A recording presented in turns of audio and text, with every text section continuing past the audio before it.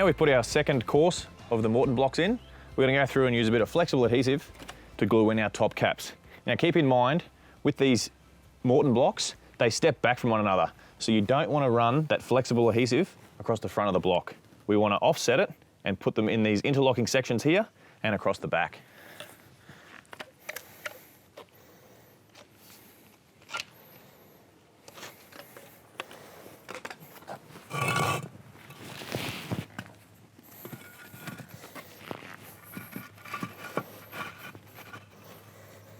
Giving the blocks a bit of a wiggle, just so they sit in nicely and it all sits flush and runs along nice and level across the top of your retaining wall.